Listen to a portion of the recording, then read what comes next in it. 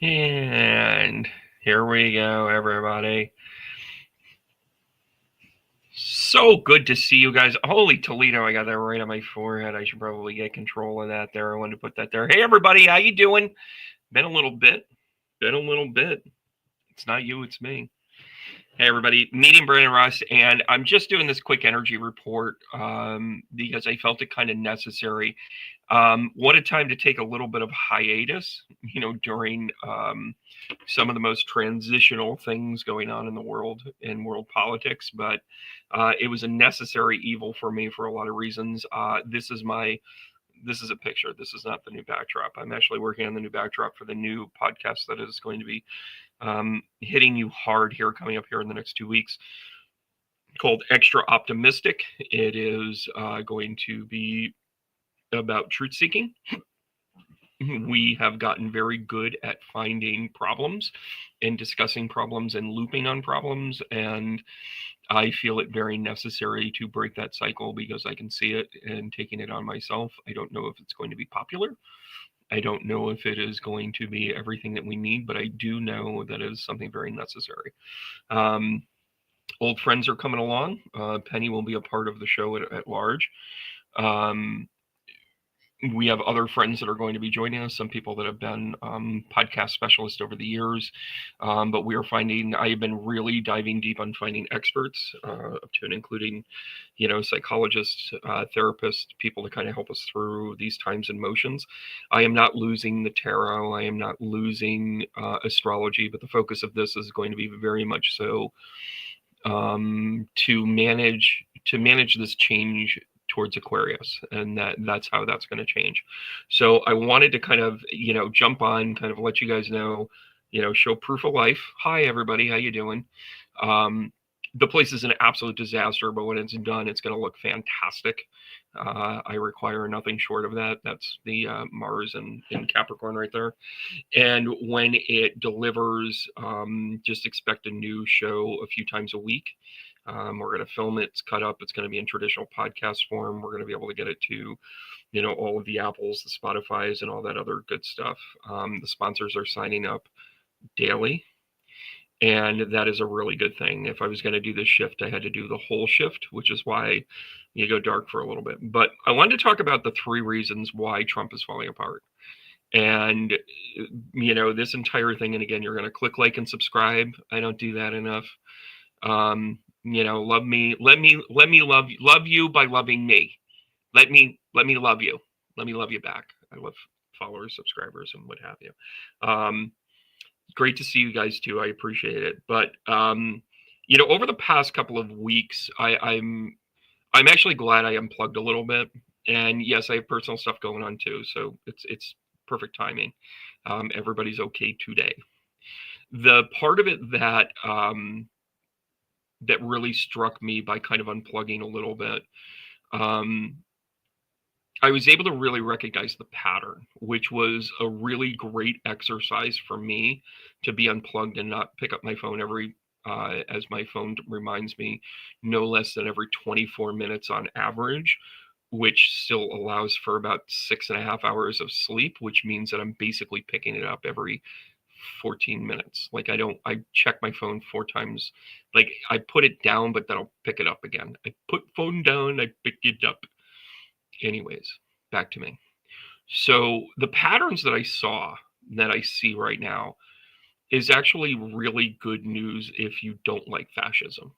If you are a fan of fascism and you think that that parade was successful, you are a squeaky wheel because you are missing the point. You are missing what is going on because one of the connective points, and by the way, the astrology talks about it. If you caught Penny and I talking about it the other day, this is a lot more to do with Uranus moving into his 10th house to be like, dude, this ain't going to go well for you. You could, because, if he had done something that was socially acceptable, he would have been the greatest president we've ever seen. Just to let you guys know, duality is part of the astrological conversation. But let me wheel out for you. I have a little bit of. Don't you guys love my PowerPoints? They're just so delish. The 3 reasons why Trump is crumbling. This is, and by the way, I want to say this. again, to reiterate, so people don't think that I'm doing this to be mean. If I happen to be mean, he can go fuck himself. But if you think that that's my sole purpose into this, you don't know me and you're not following. There were times where I had compassion for him because I see a very tortured person, and his astrology really was one of greatness. And greatness, unfortunately, can come in the form of being a bastard and having somebody not recognize things. He really had potential for a lot of different things. But that would have required him to look at himself in the mirror in the mid 80s and say, cocaine and women are really the elixir of successful people. You might think it's the reward of elixir of successful people, but that's not how you treat people on coke binges is not okay. And bankrupting every single step along the way. Like, part of the reason why the system doesn't fail is because there are enough people trying to do the right thing, and Donald Trump loathes those people because he just thinks they're suckers and grifters. Meanwhile, he's the grift. He's the one that is all of these things. So you have all of the lexicon of the things that are happening, and I'm going to point out these three things. Quick video today. Proof of life. I'm still here, guys. Here we go. So the internal strife, and by the way, this is we could do a segment show a week on this. And by the way, when I say segment, I mean probably 20 segments to go over each one of the departments. But here's the thing with it: you currently have Pete Hegseth, who's kind of taken a back step into letting the Pentagon start to run things, which is not only healthy for the country, it is also not a dictatorship. Number two, you have things like Tulsi Gabbard speaking the truth and basically saying things like, hey, Iran couldn't get their capacities up to speed for another 25, 30 years, and that's if somebody agrees to help them. And then all of a sudden she gets chastised and put in a corner. They put Tulsi Gabbard in the corner. And again, Tulsi Gabbard's politics and her as a human are just undesirable to me to begin with. But in this moment, I'll defend her and say she kind of was doing the right thing and what her job was, and then she's getting yelled at for it. That means that they're not all on the same page, right? You've got the Elon Musk fallout. You've got the Stephen Miller fallout, which, by the way, if I could revel in one thing that's falling apart, it would be the Stephen Miller thing. That dude is dangerous.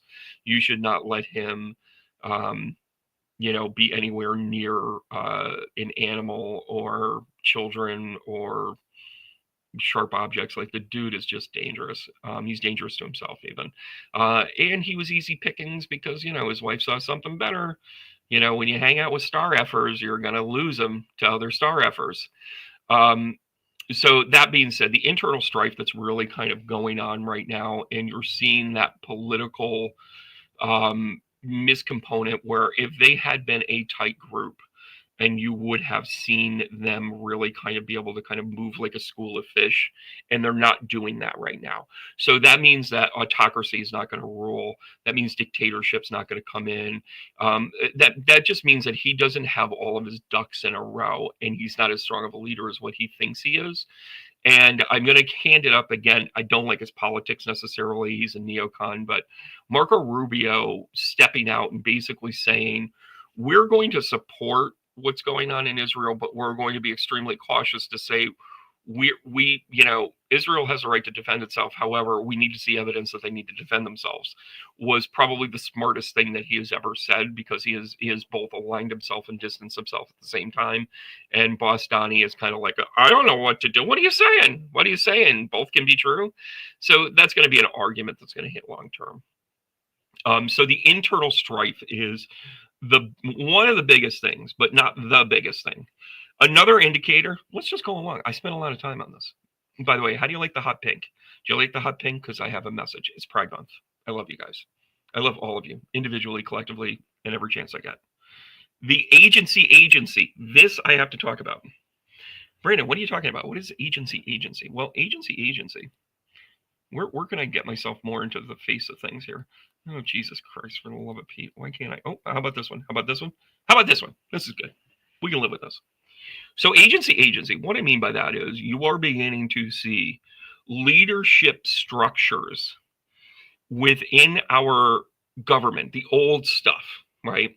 The agency stuff going on is that we are seeing things like the U.S. military say, we understand the orders, but we're going to give you a big middle finger. And I'm going to tell you this flat out. When you see direct dissent where they follow orders but they're mocking, that ain't good news for leadership. That ain't good news whether I don't care if you're managing a 7-Eleven, which by the way, Trump doesn't even have the qualifications to run a small shop with multiple items because it's just too much for him. You know, my respect to the 7-Eleveners, right? May Wawa live forever. Stewart's is in our heart and currently in our cup, right? But the agency to be able to say, I understand the orders and I am in conflict and I am working out that conflict with polite disestablishmentarianism. It was shown many, many, many times on the June 14th personal grand party poobah bullshit that he pulled for himself at the tune of $45 million. And by the way, you keep hearing more pieces to it. And by the way, they're going to say, oh, well, of that 45 million, we were spending $10 million a day on him anyway. So take that off the top. They already took that off the top, just to let you know. This was in addition to, and that number is always going to go up. And by the way, it's going to be bigly. It's going to be whatever. And by the way, there is a dog whistle into that 45 million that they suddenly landed on with that. So the agency, what that means is that when you are, and anybody that's ever been a mid-level manager totally gets this, gets it cover to cover, going, I'm going to do this, but I'm going to send a message to my team that we're still on the same team, but I'm going to let management be satisfied, but know that there's a subtle, simple thing that I'm actually really just keeping the troops beneath me happy while letting you know, like, this is a middle management move. So in the parade, the soldiers crossed lockstep. And if you are military, you already know where I'm going with this. If you're not military, I'll explain it. When you are in the military, you walk, everybody have those pedometers, like, how many steps did you get in today? And you get all excited where you're like, I hit my 3,000 steps today. I am healthy. I'm going to live to 100. And then you're like, yeah, okay, Marge, sit down. They literally will walk 50,000 steps a march, 100,000 steps in a march as they're training to be in this lockstep. That is how much time and effort they put into it. And guess what? They were stutter stepping. Guess what? They were off step. That is disrespect for the commander in chief. That was a big double middle finger to Donald J. Trump. Do you think for a goddamn second that a squeaky wheel can't get fixed in 2 seconds in a motor pool? Oh no, that was intentional. That was soiled with the dirt of the pain and the suffering for veterans. That was unlubricated for a reason. You ain't helping us, we ain't helping you.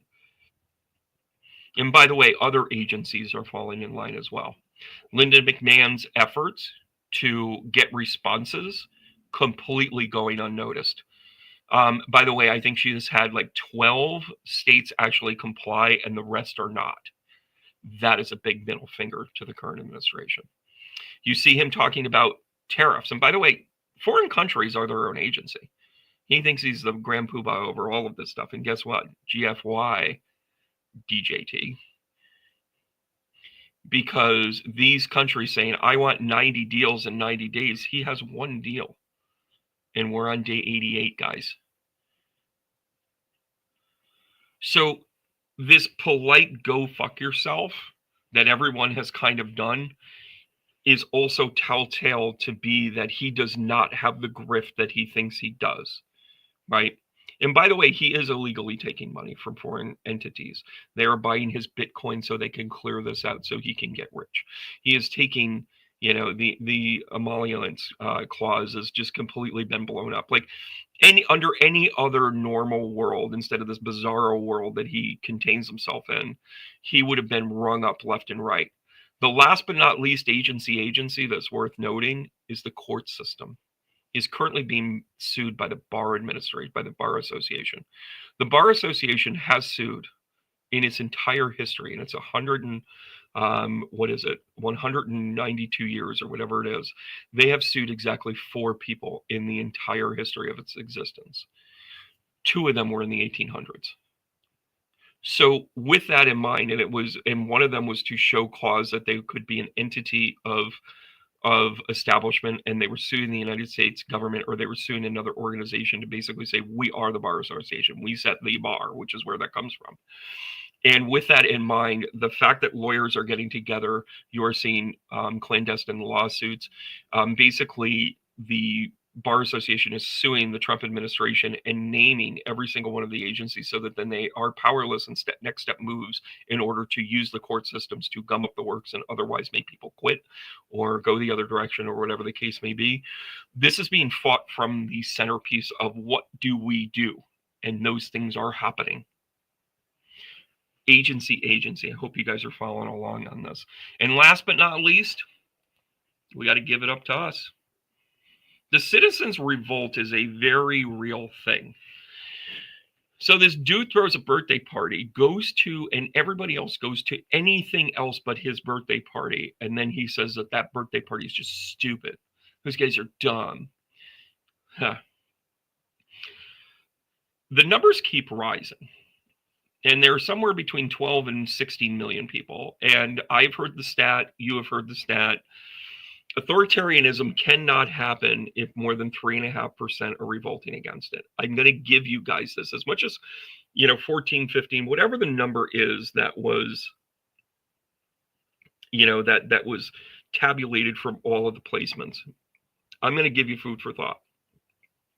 And by the way, I'm going to speak to the rest of you with this one. I do know plenty of people that marched in those things, in what, the No Kings protest. I want to talk to the people that didn't march but supported the shit out of them. That is way more than 3.5%, motherfuckers. We have got momentum and we have to keep it. This citizens' revolt, and that number was who was able to show up that day. And by the way, the people that didn't show up, I had a whole slate of readings that day. I had an event that night. You were at work. You were taking care of your loved ones. You were getting somebody to soccer practice. You were working in the library. You were doing the things that you needed to do in the day-to-day, but that doesn't mean your heart and spirit wasn't with it. I want to count those people too. Next, I want to recount the vote from 2024. Just do us the solid. Give us the same respect we gave you when you were sitting there going, there must be more votes. Listen, Donnie, all I got to do is find another 18,000. I got to find 8,000 lousy votes. Just go find it. Everything's a negotiation. He's treated this like it's a business deal. It is a business deal. But it's not a business deal with the elite. It's a business deal with the citizens. We, the people, are beyond pissed. But listen, we, the people, have also realized there's a lot of stuff broken and we got to fix it. We're realizing that we need to really stand up and stand out. And that's what we're doing. I want you guys to come along to my new podcast when it lands. It's called Extra Optimistic. And instead of talking about the problems, we're going to talk about solutions. That's how it's going to be different from all the other podcasts out there. We're going to talk about solutions. Yeah, sure, we'll discuss problems. But we'll think, how do we really get out of this? And sometimes we'll say, well, we really don't have a way out right now. But at least if we keep having the discussion, it's into the ether to go there. Oh, one last thing about the citizens side of it. Something else happened on June 14th that was noteworthy. On a day that Donald Trump wanted to be the most popular man in the world, he was the 4th lead story on that day. The protests certainly did their job. That was number 1.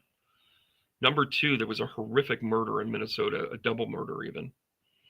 And number 3, Israel stole his thunder out from underneath him. Donald Trump was the 4th leading story. And part of the reason why he was such a prominent person and stayed in such forefront of the conscious mind was because he was able to do something bombastic. So we'd sit there and say, what the fuck? Why is he blah, blah? Let's go to the astrology. Donald, Donald, Donald. We said his name over and over again. Trump, Trump, Trump, Trump, Trump. And for a day it was, nope. How we ultimately need to do this is to erase him. And listen, I value everybody. Let him become history that he wants to make. We started to change the algorithm, everyone. We started to change the algorithm. By the way, my hair doesn't look good when it's all slicked back. No, I didn't get it cut. By the way, this is for the ladies. All natural. Here we go. And to the lady in line at Hannaford, don't touch. Please, it's real. Last but not least, the reason why I'm going in this different direction is because I needed to be fulfilling for me. I was getting really burned out talking about how dastardly things were lining up. By the way, I'm still going to talk about astrology and I'm going to talk about tarot. And don't worry, I know some of you are waiting for new shuffle up and heals. They're coming. I just have to shuffle up and do them differently, right? In the meantime, if you go to my website, tbrandonross.com, I'll type that in. Let me kind of do this. Share my referral link. I don't want that. If you go to www.tbrandon, by the way, I have to type like this now. If you go to tbrandonross.com, you can do two things. One, you can sign up for a discounted reading. I'm doing it through the weekend solstice. Thank you very much. Also, you can pick up my new book, 5115. It is selling left and right. Thank you so much that I have gotten it. I'm going to start asking you questions like, what's your favorite? I'm also going to ask you, like, which one made you angry? Because there's a couple of them in there that are kind of great against the skin. And there's a few of them that certainly help you along in your journey, because that's really what it was meant to do, right? So the conversations that we want to have now moving forward are really about, what do we do now? How do we change this? How do we bring this forward? It's already tipping. It's almost like I had to energetically wait for it to start to tip. And by the way, it's momentum. That doesn't mean you can't keep it going. The next one is planned for July 4th, and rightfully so. We have got to hit this hard, hard, hard. On 8/8, we're going to open up the portal again, and we're going to flush this guy out energetically. It's going to happen. How about if we go an entire day and say no Trump Day, and we don't talk about him once? By the way, a lot of us are already practicing that. But also don't consume it. We should be able to put a filter to say, no, Trump, don't let us do anything with it. Imagine that. Imagine if we eliminated him because we cut him out like a bad narcissistic ex. And we did it on a full moon. And we got, a lock of his t-shirt, some of his hair. Got out all of our crystals, smoked our smudge, and put him to rest in the flames. That's what we got to do. Because bad people, listen, this is the difference between people saying, oh my gosh, people don't change. People do change. They always have the opportunity to change. Don't sell out hope because of one asshole. He just chose not to. And the FAFO in all of this isn't punishment. That's the thing he's never learned. When the court system brought him through, and when people criticized him, and when people started to meander him and all of that other stuff, it wasn't retribution, it was consequences. And by the way, I am still pissed at what he said about Rosie O'Donnell. He was a piece of shit then. The memory is long, and it's going to take a while to cope with it. But these are the steps. Be sure to tune in to Extra Optimistic. Take a look for it. Support the sponsors. And by the way, guys, here's the hard tap, and I'm going to tell you, keep going. I'm gonna do a thing called the No Tea Day. Let me organize it, and then we'll go from there. Hard taps, guys. Keep going. I gotta go see Mom. Love you guys.